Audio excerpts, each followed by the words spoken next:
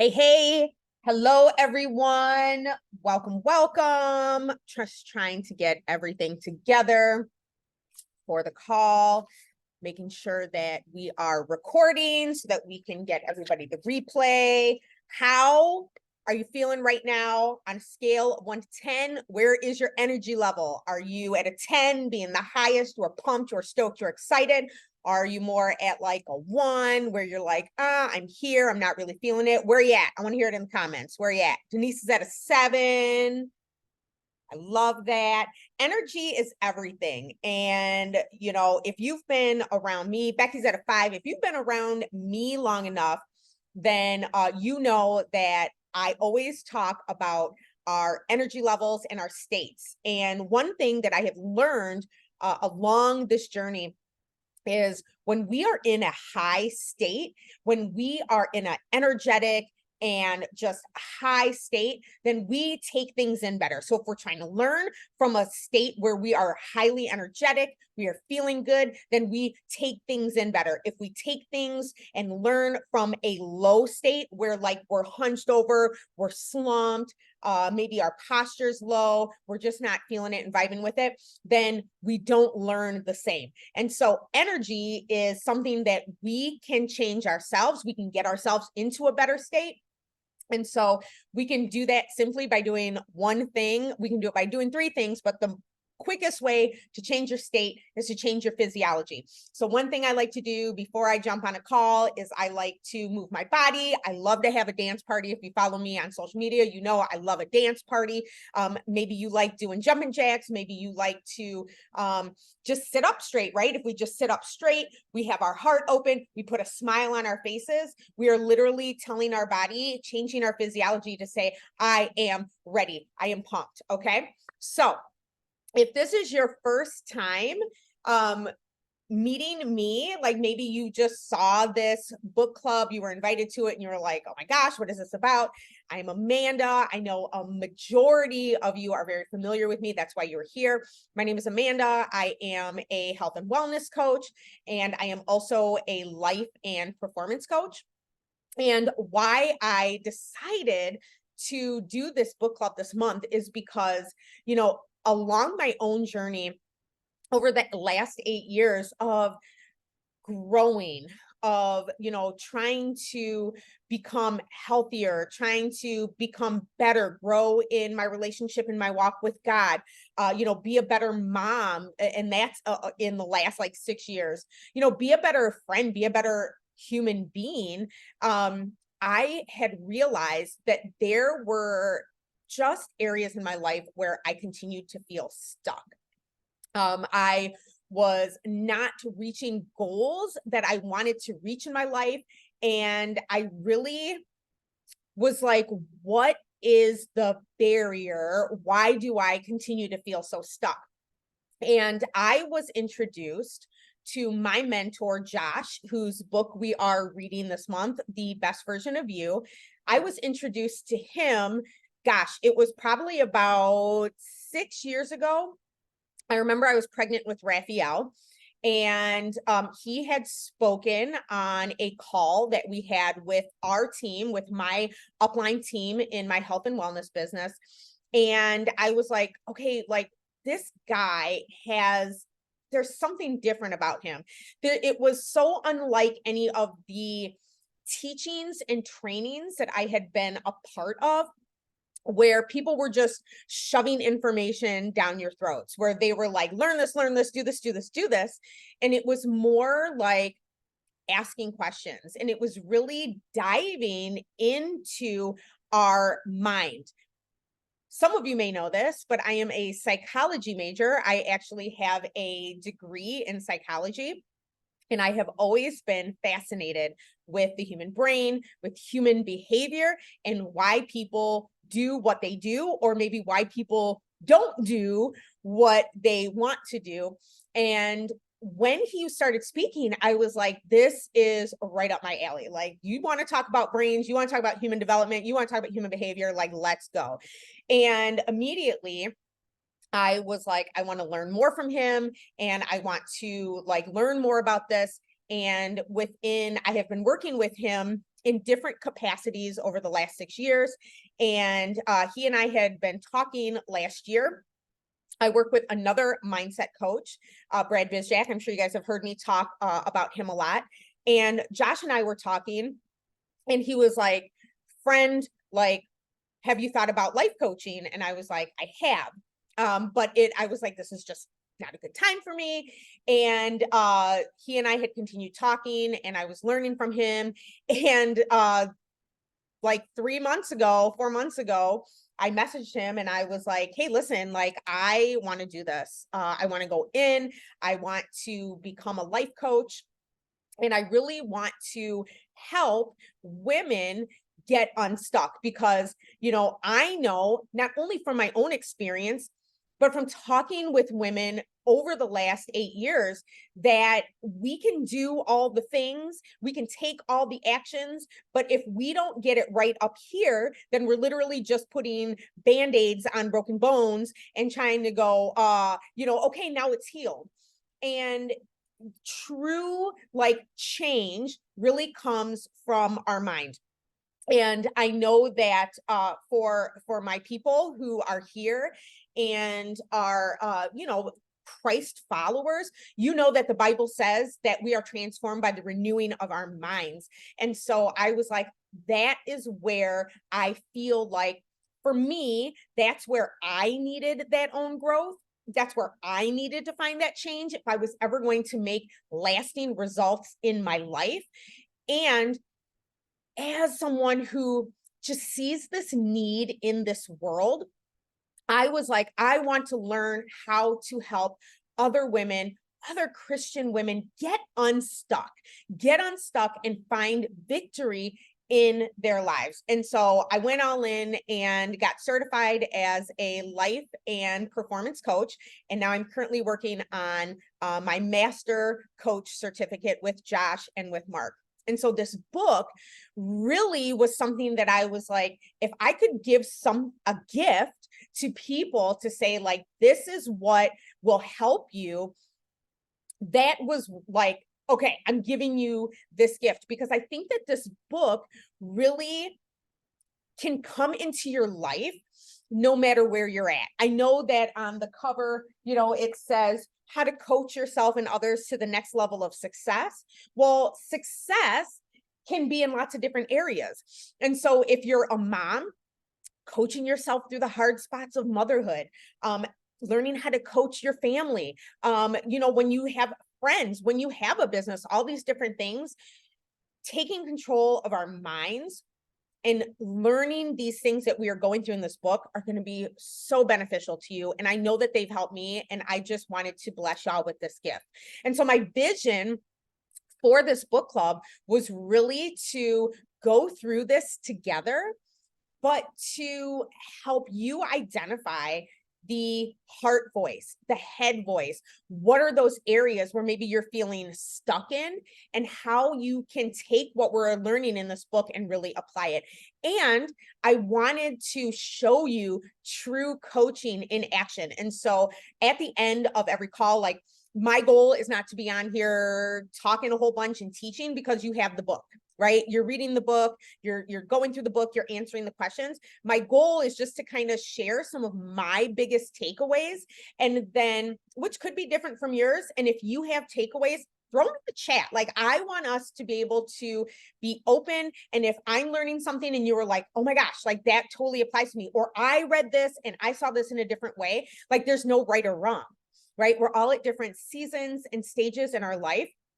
And this book is going to hit us different. And I know that's why Josh talks about it in the book, about, like, read this book 2 or 3 times, because you're going to go back through the book in a different season of life, and something's going to hit you different than when you read it the first time. And so just being engaged and involved in the book and with us in this community, that is really going to help you. And then at the end of the call, I'll open up the call for like Q&A. If you have questions, maybe you're like, I'm kind of stuck in this area, how can I apply it this way? And open it up for some hot seat one-on-one coaching, which is like my favorite thing to do. And so I did want to really, like, put this out there first and foremost. If you're listening to this, maybe you're not on the live call, maybe you're in the group and you were like, they're already done with chapters 1 through 3.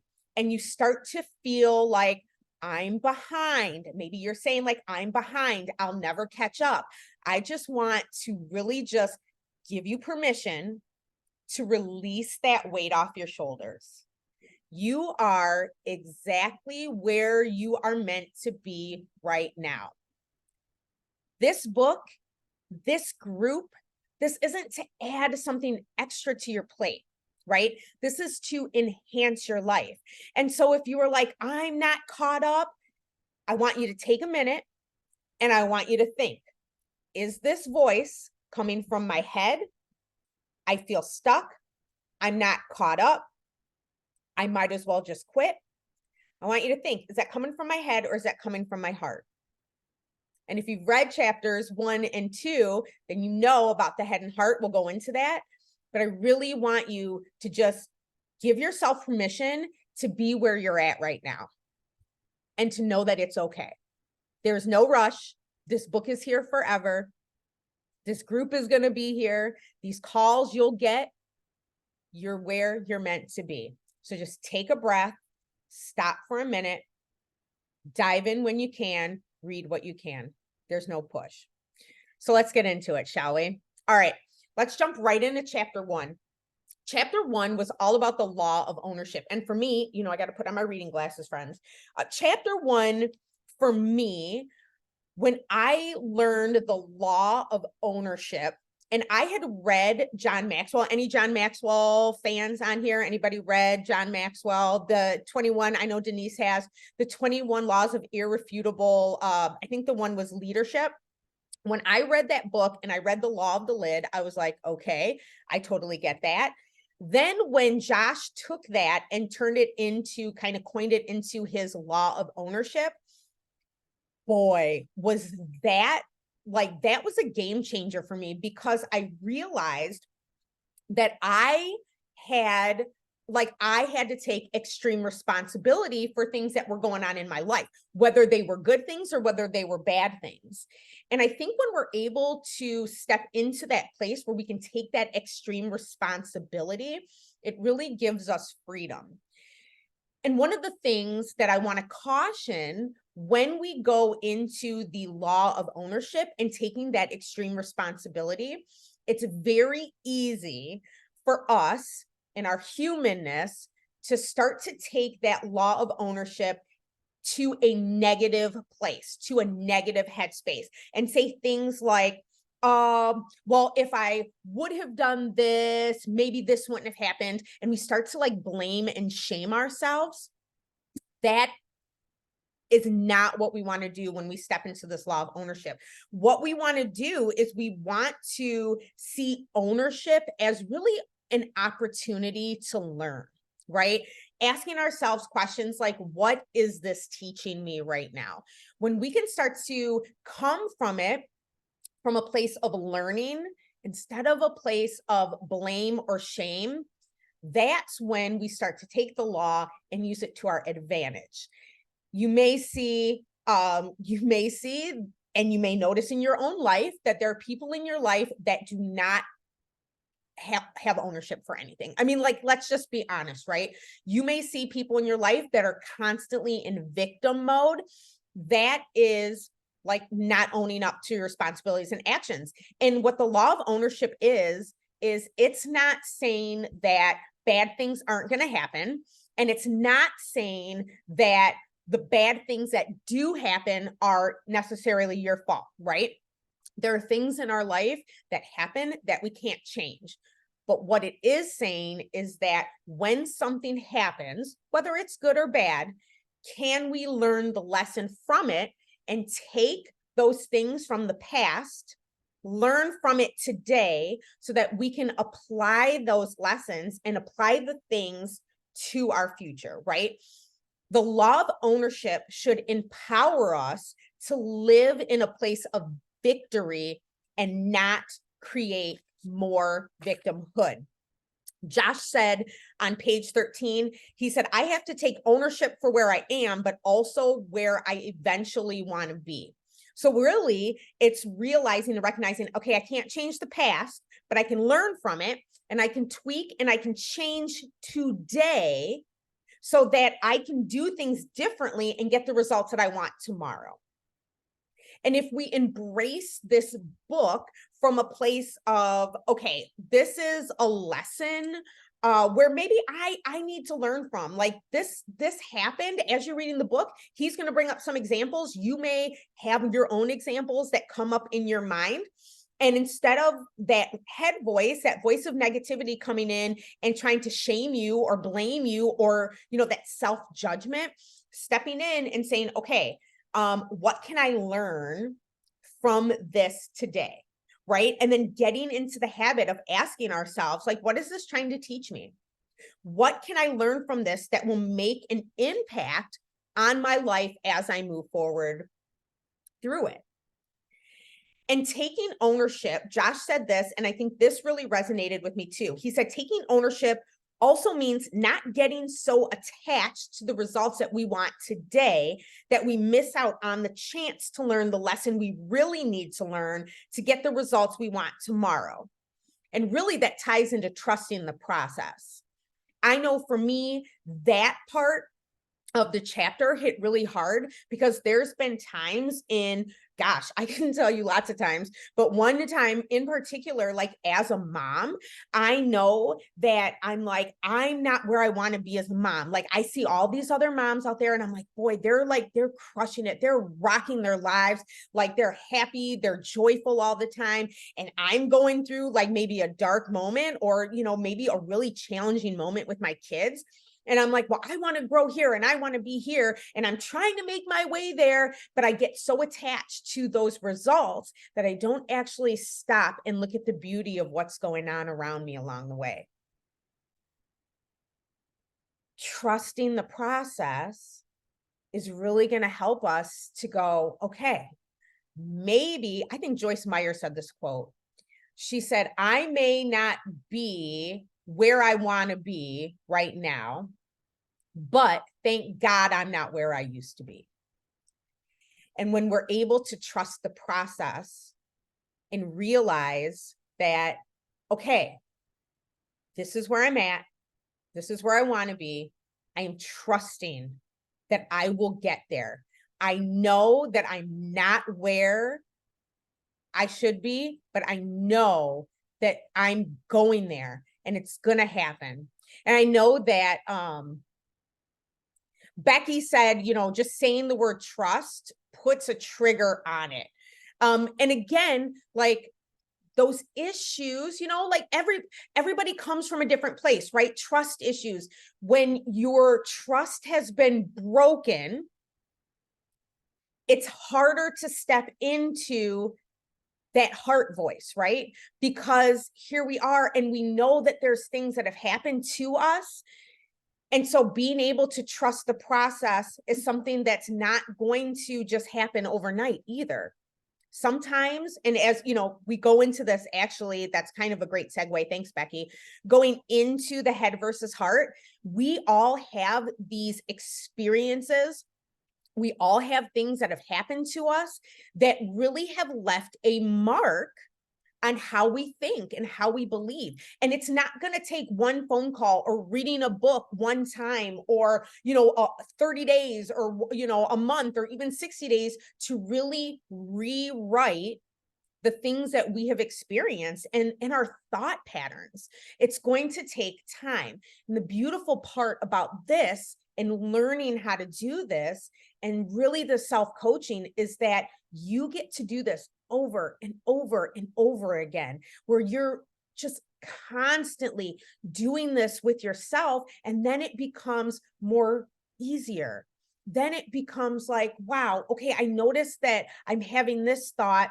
And now I can identify where it's coming from. And now I can take the steps to move back into my heart voice. We're always going to have a head voice.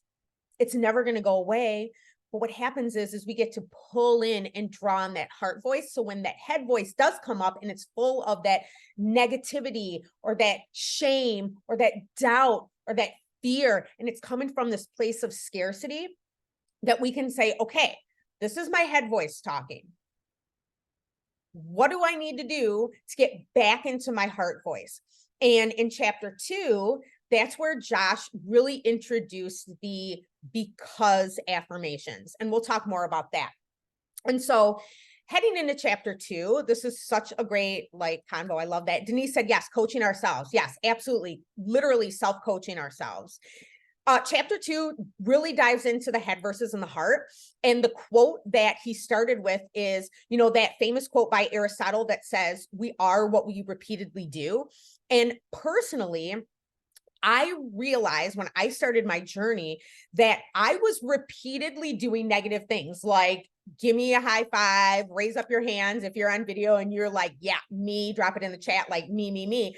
I realized like, if I am what I repeatedly do, well, I was really repeatedly doing negative things. Like I would self-sabotage myself. I was overeating. I was over drinking. I was smoking. I was staying up too late. The list goes on and on. What I didn't realize is just like Josh said in the book, when he said, we repeatedly do what we really believe on the inside, that's when it clicked to me, because I realized here I am spinning my wheels over and over, trying to change my habits, like, oh, I'm going to go to bed earlier. Oh, I'm going to eat right. I'm going to work out this week and I'm going to lose. Like I was trying to do all these things. I'm going to stop smoking. I'm going to do this. I'm going to stop hanging out with this guy. Obviously, this was way before I got married. Okay. But like, I'm doing all these things to try to change. I'm going to change my habits and change my life. But every time I tried to change my habits, my brain would literally get in the way because of my beliefs. And then when I realized and learned that it wasn't my actions that needed to change, yes, my actions did need to change, but that my actions couldn't even change until I really got up here and started to change my beliefs, that's when things started to change to where I could say, okay, this is where this belief comes from. And I think Josh used this example in the book too. If you go into, say, a weight loss program and you are working out, you're eating right, but you don't really believe that you're going to lose the weight, or you go into it with the belief of, I'm a failure. This hasn't worked for me before, so why does it matter now? Then you're literally like manifesting that result for yourself. Your brain is going to literally start to find reasons why you can't. Your brain is like, I'm looking for the easy out right now. But if you change your belief to, I believe that I can do this. I believe that it is possible for me to lose the weight. Like that's just a common example because that's what I hear the most. I believe that I can lose this weight. I believe that it's possible for me to do this. I believe that it's possible for me to go to bed early and wake up early so I can get my workout in. Like it's just those things that will start to shift our behaviors. So our subconscious and our conscious minds are always looking for proof to back up our thoughts, whether they're positive or negative. And like Teal said in the comments, she said, I always say your brain will talk you out of it 10 ways to Sunday. Can I get a hallelujah, ma'am? Our brain is always looking for a way to prove our beliefs right or wrong, whether we're thinking negatively or whether we're thinking positively. Tony Robbins, I've worked with a Tony Robbins coach as well. I really enjoy Tony Robbins teaching, but Tony Robbins said, what you focus on expands. And so if we're constantly focusing on the negative, on the lack, on the shame, on the failures, our brain is automatically going to start searching for those things. Our brain is incredibly powerful. It is literally there to protect us. It's so automatic. Our subconscious is so automatic that we don't even realize that we're doing things until like we do it and we're like, well, why the crap did I do that? I know I've done that like a million times. I'm like, why did I do that? And I'm like, oh, okay. It's just literally is so hardwired into our brain. Craig Groeschel just another side note, because you guys all know me, and this is what I love to do. I read this book called Winning the War in Your Mind by Craig Groeschel. And in the book, he talks about how our beliefs, our thought patterns are literally digging in ruts into our brain. So like imagine a field and there's a tractor that's going in a circle over and over, and it's just digging a deeper and deeper rut. Well, what happens is the negative beliefs, our head voice digs this super deep rut. So anytime we try to have a positive belief or get out of the rut, it pulls us right back down. And being able to change our thoughts first begins with us filling in that rut so we don't stay down there, and we fill it in with these new positive beliefs, these new positive stories. And so when we tap into our heart voice, this voice of faith, of possibility, of potential, of future, if we tap into this every day, this helps us to reprogram our brain, to reprogram the ruts, right? Fill in those ruts so that we start to see more of the positive every day. And Becky said, yes, where your focus goes. Yeah, where your focus goes, your energy goes. Exactly. And so this doesn't mean that you're never ever going to get into your head voice. I still get into my head voice, and like I'm a life coach, right? And I still get into my head voice. We're human. We all have experiences that we've been through that really have shaped what we believe and shape how we view the world. But being aware, I know I mentioned this earlier, really being aware of the head voice and saying like, okay, my head voice is leading the charge here. And then getting back into that heart voice. And that is going to be the key for us to changing our life. And I mean, the truth that we need to see inside doesn't come from our heads. It comes from our heart voice. And we all have it inside of us. What happens is that all of that junk, like you could be dealing with 40, how old am I? I'm gonna be 44. You could be dealing with 44 years of junk that you've been carrying around with you. Like I said, it's not going to just be an overnight process, but being aware is key, and it will help you to really tap into the heart voice and that voice of faith and potential and possibility and love. Now, one of the questions that I like to ask myself when something comes up in my life are, what are the beliefs that are popping up in my head in this moment? If I'm facing a challenge, if I'm feeling this need to buffer, and I know we'll talk about that in later chapters, but say there's something, here's a perfect example. For me, I going to work out, and I wake up in the morning and I'm like, the last thing I want to do is work out because the baby woke up at 5 a.m. I'm exhausted. I am like, I'm still struggling with my postpartum weight. I'm like, I'm too big, blah, blah, blah, things like that. I don't want to press play on my workout. What do I do? Okay, well, what are the beliefs that are popping up in my head in this moment? Okay, well, the beliefs that are popping up in my head in this moment, well, what does it matter anyway, because it's not even working? Does that sound like that's coming from my head, or does that sound like it's coming from my heart? Because that's not coming from a voice of faith and potential and love. That's coming from that voice of lack, of scarcity, of judgment, of failure, of shame, right? And now that I've identified where that voice is coming from, I can start to take action. Well, what would my heart voice tell me? What would my heart voice do? What would the version of me, of Amanda, that's being the best version of herself, what would she do in this moment? And then I start to go, okay. And I start to tap in, especially for us faith-based ladies, asking like, what does God say in this moment? What does God say about my potential? What does God say about the possibilities here? One of my favorite quotes is Philippians 4:13. I can do all things through Christ who gives me strength. that is like, yes, you know what I mean? When I tap into that voice, then I'm like, okay, I can do this. And so our brain is constantly just seeking out the truth that proves that our beliefs are true. So we want to make sure that our beliefs are coming from our heart voice. Because if we start coming with these positive beliefs, then our brain's going to start looking for those things. And it's going to become easier to do it over time.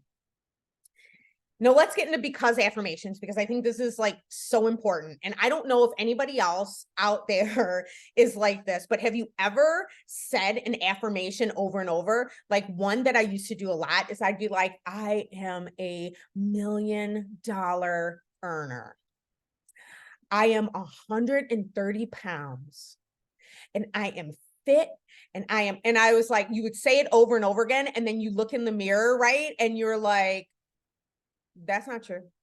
Right? Or you say these affirmations and you were like, I don't even believe this crap. Like this is like, I feel so fake even just saying it that you end up not even doing the affirmations anymore, right? You're like, forget this. Well, our brain can automatically, our subconscious automatically smells the BS right away, right? And so we get into our head voices, right? When we start to say these kind of weak, lack affirmations, and our subconscious is like, you don't even really believe that. So let's just poo poo on that, right? Let's just poo poo on it. And then the power of these because affirmations is because they are rooted in logic and they're rooted in the heart voice. And so if you haven't done the exercises in the chapters, lean into those. Like if there's one thing that I could like just beg of you to do as you read this book, really lean in. It's going to be challenging. And as you lean into those questions, your head voice is going to start coming in real strong. And it's going to be like, you don't need to do that. You may even hear the whisper of the enemy being like, why do you need to do that? You're never going to change. Let me tell you, when you start feeling that pressure and you start feeling that uncomfortableness, lean into it, because that means that that is an area that you are meant to grow in. That is an area where you are going to find your breakthrough. And the because affirmations, like Josh wrote it out so perfectly in the book with the formula, it helps us to shift and really reprogram our minds so that we're not just spouting off any kind of crap affirmations. I'm rich. I am rich. I am rich. I am rich. And then your bank account's like, no, you're not. And then your brain's like, no, you're not. You're broke. Like you can't even pay your bills this month. You start tapping into the because affirmations that are rooted in logic, because I am taking the actions that are going to help me bring in more income. I trust that my income will grow. Like that just feels different. I just made that up on the fly. And that just feels different than being like, I am rich, I am rich, I am rich. So lean into those because affirmations. So the last thing I wanted to cover before we jump into some hot seat coaching, Denise is here and I'm so excited to have her come on today. Chapter 3 is all about true coaching, and you're going to see a little bit of that today. But true coaching, I think that the difference, there's such a huge difference between coaching and mentoring and teaching. And teaching and mentoring are amazing, wonderful things. But if you're a mom or you're a teacher, or you've ever had any kind of place where you're in influence over people, like maybe, you know, you're a boss or a manager, have you ever tried to tell someone something and you tell them to do something and they just don't do it? Like, you're like, but like, do this. Like, I'm teaching you how to do this. And then they like, don't do it. And you're like, what the crap is wrong with you? Like, why?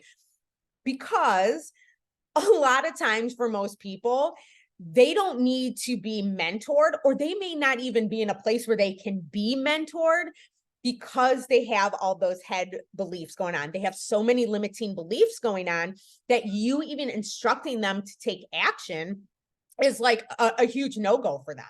They have so many barriers up that they hear you say things and then they're like, bye, They just literally check out. And Josh has a quote. I don't think he says it in the book. He may say it. I don't think he says it. And I know he hasn't in the first 3 chapters. He's like, it is arrogant and ignorant to assume that somebody can do the same thing that you already know how to do. I'm paraphrasing that. But that to me was like, wow.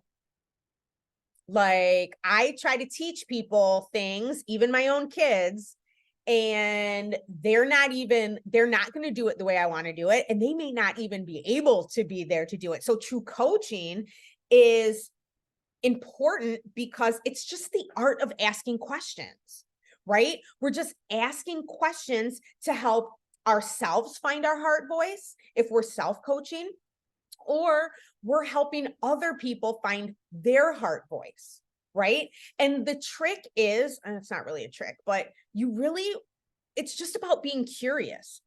This isn't about asking leading questions to try to get people to sway to do what you want them to do. That's really manipulative.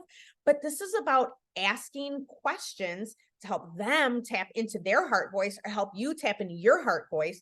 And really, it's empowering, right? We could raise up a whole bunch of followers if we wanted to. But if you take a look at the world around us right now, wouldn't you agree that there's a whole bunch of followers out there that are just going with the flow, that are just like, you know what? I believe everything that this popular social media person tells me, or I believe everything that this certain news channel tells me, or whatever. But when you are true coaching, it really empowers you to like come up with the answer yourself, to come up with your answer, to come up with like the truth that maybe like is in your heart voice. And I believe that our heart voice is literally guided by the Holy Spirit. Like, that's my personal belief. But I'm like, when I think of the heart voice, I'm like, that is Holy Spirit whispering to me. And if I can tap in and lean into him, then I'm okay. Right? If I'm listening to the world, if I'm listening to my head voice, if I'm just another follower, if I'm creating followers, what's that going to do? What would the world look like if we could self-coach ourselves and self-coach people around us? Maybe our kids, maybe our coworkers, maybe our friends, maybe our family, to help them feel empowered so that they become leaders and that they don't need you to constantly tell them what to do. Because how many times, like, have you tried to tell somebody something and they don't do it and you're like, what the heck? And then you start beating yourself up and you're like, why am I even wasting my time? We don't. We just step into true coaching.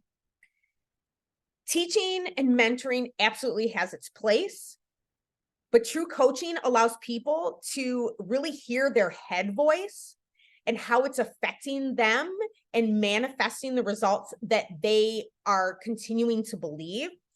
And then it helps to turn it into more of heart voice beliefs. And it helps people look at things from a different perspective. It helps you to look at things from a different perspective. And I think that, as we go through life, we always, not always, but a lot of times we need someone to help us see our own blind spots in our lives. I was just like, this past week, I was going through some stuff with family.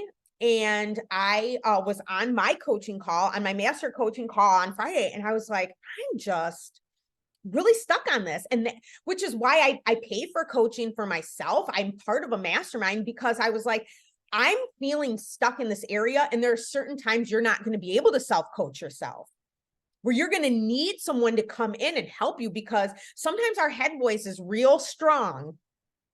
It is like so powerful. And there's going to be times that are very intimate, very personal, where you are so deep in the thick of it, where you are like, I can't see this way out.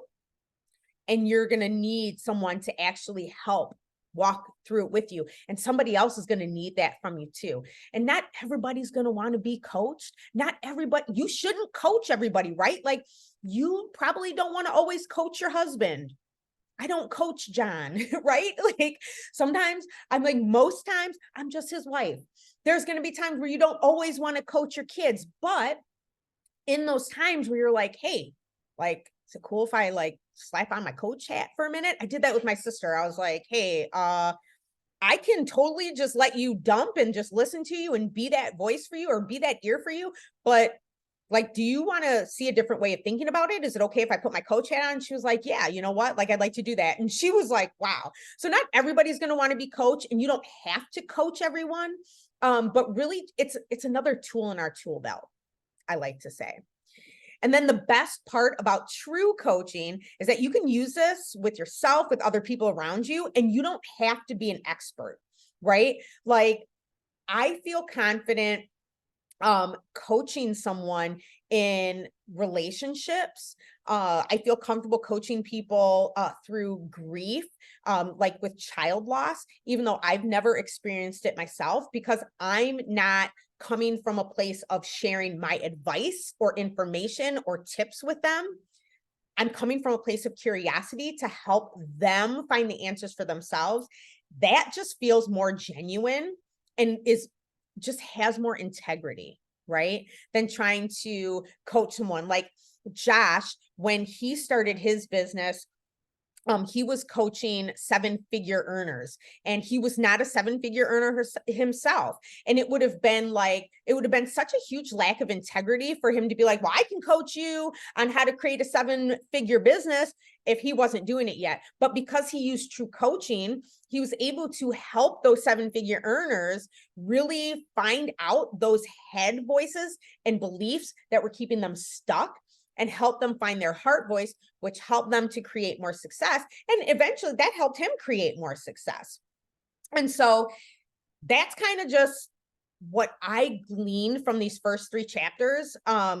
I hope as you read it and as you read it that you got a lot of takeaways. I saw lots of comments in the group, and I loved that under those posts. Next week, we're going to be really diving into chapters 4 and 5 and going into more of the self-coaching. And so stay tuned for that, because that's going to be awesome. So I wanted to jump in. Any questions before we go into like the hot seat? Did anybody have any big takeaways, any aha moments from this last week? You can unmute yourselves. I will say, this is Denise, I will say that I went ahead now and bought the book. I've been doing it on Hoopla for free, and I wanted to kind of read it to see, is this something worth that I would go back and reread? And I'm finding that I would. So I did buy the book because, you know, I can't write notes on the page on my screen and stuff. So yeah, I'm actually really pleased with this book. I think it's better than his first book. Yes. I love that. Yay. Yeah, I did that too. I was like, here I am. It's already dog-eared and all written in. It's so good. Love that. Thanks. Mine's starting to get all tabbed. It's good. Yeah, I love that. I think it's also too a great reminder that when we're connecting and working with somebody, to ask questions, you know, to help them remember that they have the answer in them, to help them find the answer, versus thinking like, I always have to have the answer. And so that was a great reminder for, like, this is my second time reading this book. And like you said, you really do have to read it more than once to go, oh yeah, now I remember that. Oh yeah, that was a really good point. You have to keep hearing it over and over again, because our own head voices get in the way. And you want to help so badly somebody who's struggling maybe, but to truly help them, they have to help themselves. We're just kind of guiding them on the way to helping themselves. So I think that's what I'm getting out of it. I love that. And what a huge weight off our shoulders, right? To be like, I don't have to teach you anything, because you already have the answer in front of you. You know, you already have the answer inside you. I think it's just a huge weight. I know personally for me, I'm like, wow, like this feels good. It feels authentic. It feels so good. Right. Right. I love that. I'm gonna have to buy another book because my husband wants to read it, and I don't want him to write in my book. Yay, Dave. So my friend Becky, her husband is a coach as well. He is a life coach as well. And it's cool hearing from other coaches. So I'm excited to hear what Dave picks up from this book. So I'm excited that Dave wants to read it too. But don't let him have your copy, girl. No, he'll get his own. Get your own, Dave. All right. Denise, my friend. You want to jam? Yeah, sorry, I didn't realize, like, this is when I work from home, this is my setup, and I don't ever do Zoom, so I didn't realize that you really can't see me. I feel like we should have that dark voice that you see on the news, because all you can see is my outline from the windows. I'm sorry Hey. about that. It's all, you don't even worry about it, friend. It is all good. Okay. And like, I just love that because it's just like, we do what we do, right? Like it all Yeah. works. It all Yeah. works. So Okay. let's jam. Let's jam. All So right. give me, I probably should have told you this like yesterday, where I said like, give me an area, like what's something you're struggling with right now? Well, interestingly, in your wheelhouse, I'm actually struggling with body image right now. So I'm postmenopausal, 57. And I've thought that I've had a really good handle on my nutrition, on my workouts. I mean, you see, I do it, right? Mhm. However, I went and I found a new primary care physician and it was recommended to me by two women that I work with. And the reason that she was recommended was because she does really in-depth blood work, not just the standard what a PCP would do, right? Just your vital blood work. So she really digs in, and it was interesting because the science showed me, no, you're not doing what you say you're doing. My glucose is super high. I'm not diabetic, but I'm at a pre-diabetic point. And I'm I'm about 15 to 20 pounds overweight. My LDL is high, which that has never happened in my entire life. Like I said, my glucose is high. Obviously, my testosterone is like depleted 100%. I mean, I'm at like 16, where you should be in your 40s or 50s. My estrogen's low. Everything's really like either low or high, but now it's not where my markers are so outside the boundaries. They're like within 2 or 3 points outside the boundaries. So I'm not in a horrific mess, right? However, it showed me, okay, you're really not being honest with yourself. Clearly, you're not, there is some room that I need to take control of. And I do the self-sabotaging lately, and it's, I guess it's because now I've been starting to think, well, this is it. This is my age. And I can remember times saying to my friends back at home that are my age, that I graduated from high school with, no, this isn't it. This isn't it. And that's because I've always been able to, I've never struggled. Does that make sense? I've never struggled with weight, with hormones, I've never struggled with any of that. So this is all like so new to me, and all I could do is beat myself up. Okay. So that's kind of where I'm at right now. Okay. But my sister brought up a good point. She said, well, at least now you have the science behind it, now and here's your baseline, and now you can take action. Mhm. And I did exactly what you said this morning. I actually went to work out, and I went, yeah, I don't want to do that. So I'm just going to shower. And so that's what I did. I showered. So, and whatever. And I'm like, well, it's Saturday. I guess I'll start again on Monday, Mhm. that type of thing. So that I'm going to stop talking, because that's kind of where I'm at. I'm beating myself up, yet I know I'm capable of all of it. Okay. Thank you for sharing. Yep. First of all. Yep. Let me ask you this. You mentioned that you have been self-sabotaging lately. Take me back. You mentioned this morning. Mm-hmm. is that the last time that you self-sabotaged? Oh, no, I think I've been doing it for years. I mean, Okay. you've known me for many years, and I mean, if you want to just look at just programs, there's many programs that I've started and not stopped. I think I've done this since I was a kid. I've started, I can remember times where I bought, well, I did it too this past year. I bought a needle point. I started it. It's still sitting on my kitchen table unfinished, and it's a really simple, I bought like the simplest one thinking I would finish it, and I haven't. But I've done that since I was a kid. I'd start things and never finish them.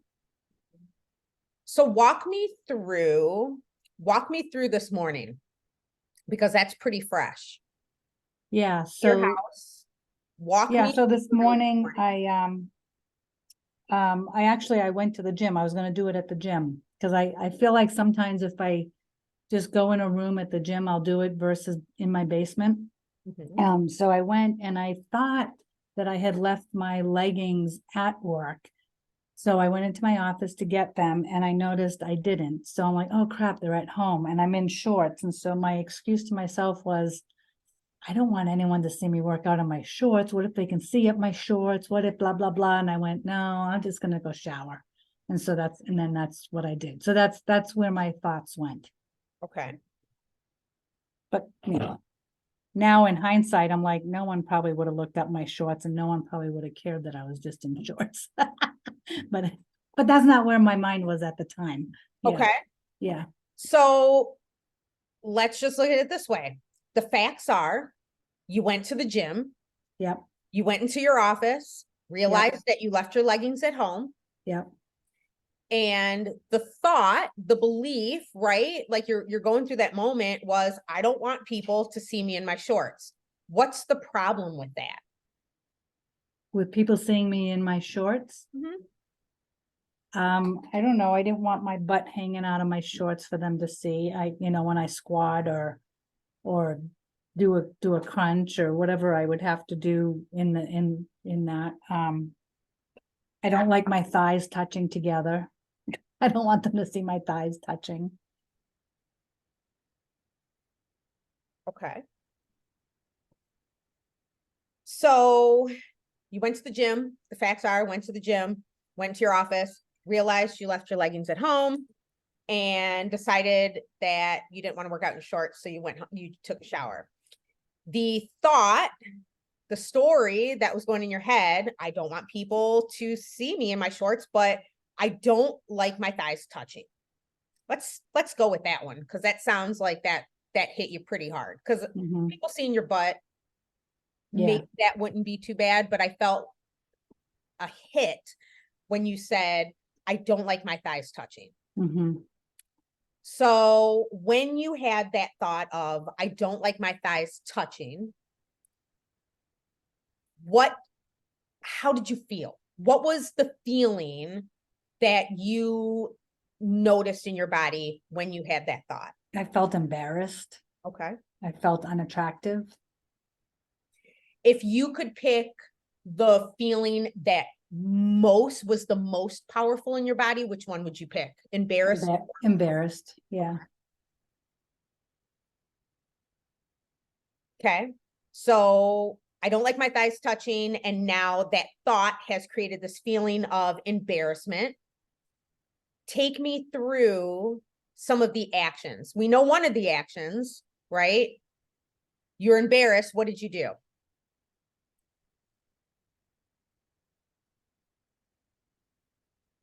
I don't know what I did. I guess I went straight to the locker room. And Okay.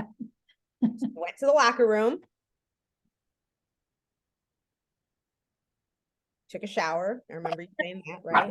sorry. Showered.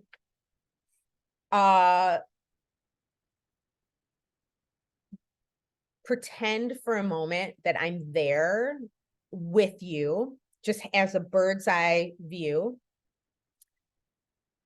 What were some of the thoughts that you were thinking at that moment? I don't know, but I know that just reliving it's making me feel anxious. Okay. Um, disappointed in myself. Okay.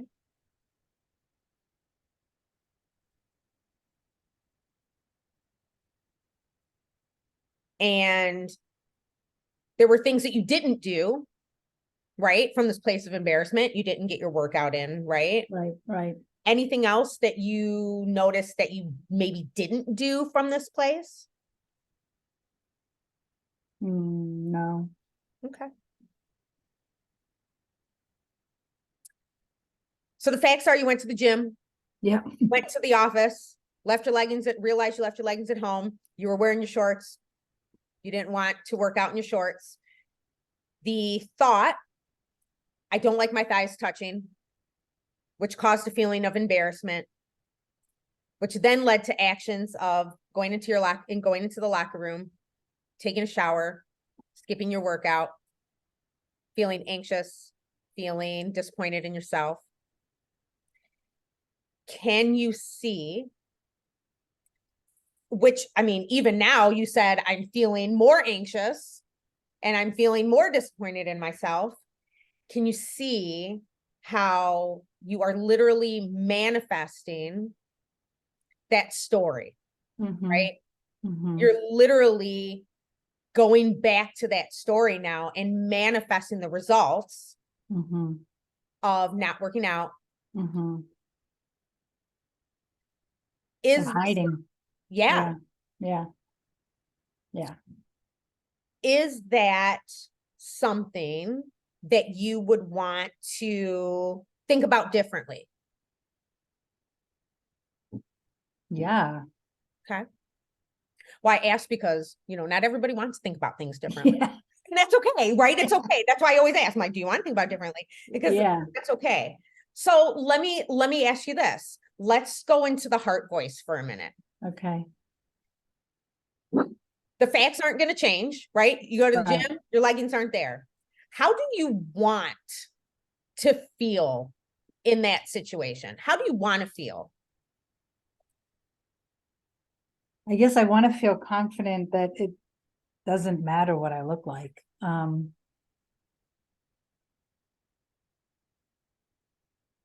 Yeah, I wouldn't want to feel embarrassed. I wouldn't want, because I work there, a lot of people know me, like I wouldn't want to feel like embarrassed. I would just, I'm there and I'm there just like them, whether they're in whatever state they're in their body. And, I guess I would just want to feel confident. Yeah, And yeah, walk proud. I love that. All right, let's go with confident. That's an Yeah. amazing feeling, right? Yeah. So you want to feel confident. Mhm. What would you need to believe in order to feel confident? What is the thought that you would need to think in order to feel confident? I am beautiful no matter what. I am attractive no matter what. I am more than just my thighs. Okay. You said a whole bunch of stuff there, but that last one, Yeah. I love that one. Yeah. Okay. Let's stick with that because Okay. we can always, here's the thing, we're going to have multiple stories. Mm-hmm. But if we take one, like you're going to realize as you coach yourself, you're going to be like, gosh, I have like so many stories around this one area, maybe this one fact. But if you take one, right, all roads, my coach, Mark, he's always like, all roads lead to Rome. You can take one story and go with it, right? Okay. And let's just go with, I am more than just my thighs. I Yeah. love that. And you smile, like I can't see you. Yeah. No, I did But smile. I heard Yeah. the voice. Yeah. Yeah. I heard the smile, right? I was like, ooh, that's a good one. Yeah. So here we are. And let's just go through this push method again, which you're going to learn about in the book. So the facts are, went to the gym, went into your office, realized you left your leggings and you're in your shorts. But now you have this belief and this thought of, I am more than just my thighs, which creates this feeling of confidence in your body. What are Mhm. some actions that you would take from this place of confidence? changing the workout that I'm gonna do. Maybe it's just walking on the treadmill, or maybe it's hopping on a bike and doing one of the bicycle videos. Yeah, so it's moving forward. Love that. Okay. Moving forward, changing the workout I would do. Are there any things you would not do when you come from this place of confidence? I wouldn't shame myself.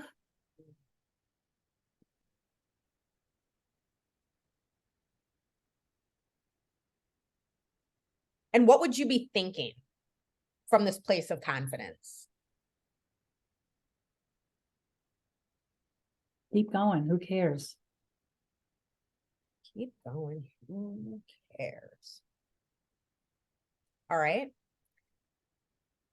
So now that you're taking these actions, changing the workout that you do, notice, side note, how creative you got from this place of confidence. Yeah, Moving forward, you wouldn't shame yourself. You would have thoughts of keep going. Who cares? Yeah. What kind of results do you think that you would manifest coming from those actions? joy. Yeah, because I know that once I'm done with that, I feel good about myself. I pat myself on the back. I feel joy.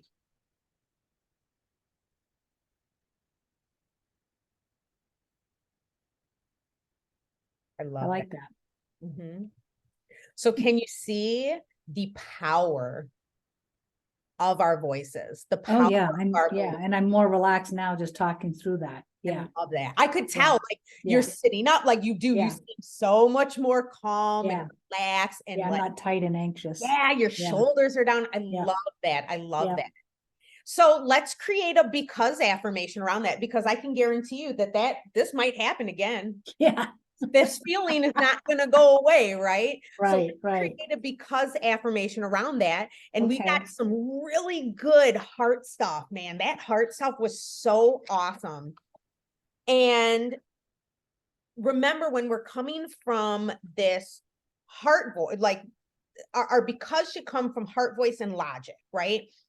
So if we came from just saying what you said, I jotted down some notes, and I want you to think of this for you, because I want you to create an affirmation that feels good to you, not that feels good to me. Yeah. All right. So if we were going to create a because affirmation, like Josh taught us, because blank, right? Coming from the heart voice, and it has to be something that you actually believe. And then the actions that you want to take. So what do you think? So do you mean like saying like, because I am more than just my thighs? I guess I don't understand. Yes, ma'am. Okay. Absolutely. Because I am more than just my thighs, I can.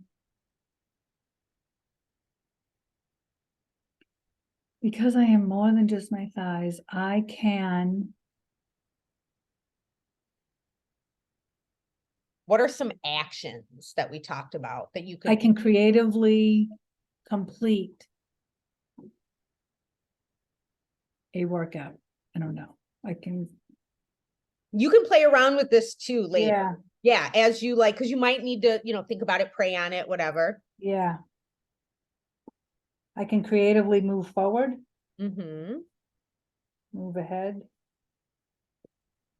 Because that's what when I said I would get creative and go to the treadmill or go down a bike instead. Yep.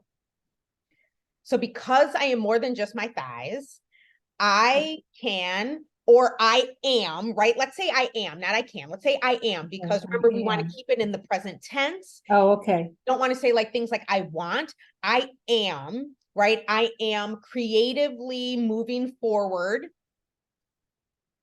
Yeah, I like that. Moving forward and moving toward my goal. Yes. Yeah, okay. No matter what freaking pants I have. Right? No matter what. Yes. No matter what, Yeah. whatever obstacles come in my way. Right. Oh, yeah, that's good. Yeah. Okay, Becky said to be the sexy woman yeah, I will be, right? To be the yeah, confident woman that I am. yeah. Sexy is gonna take a long time for me to embrace, but yes. But remember, you said you were going to manifest joy, Yes, feel good about yourself. yeah, Because I am more than just my thighs, I am creatively moving forward despite obstacles that come up yeah, in order to feel joy and to feel good about myself. yeah, I like that. But you had also said that you want to be attractive. That's why I used the word sexy, because Yeah, no, you're right. only Yeah. you can define what is sexy to Mhm. you. That's a good point. Yes. So try it on for size. Like Okay. say, tell us how you feel. I'm feeling good. I'm feeling warm and hopeful and energized. Yeah. Now Yeah. say it out loud for us. Say it in Okay. your heart voice. Here's confident Denise. Say that because affirmation. Okay. Hold on. Let me write this part down. Okay. Because I am more than just my thighs, I am creatively moving forward, no matter the obstacle, in order to feel joy and attractive. Does that feel good? Yeah, it feels good. Yeah. I can hear it in your voice. Mm-hmm. I can hear like there's more peace. There's Yeah. more excitement when you said it. Like you feel so much calmer. Your energy is not this like nervous energy, anxious energy. Yeah. It feels very calm and peaceful and present. Yes.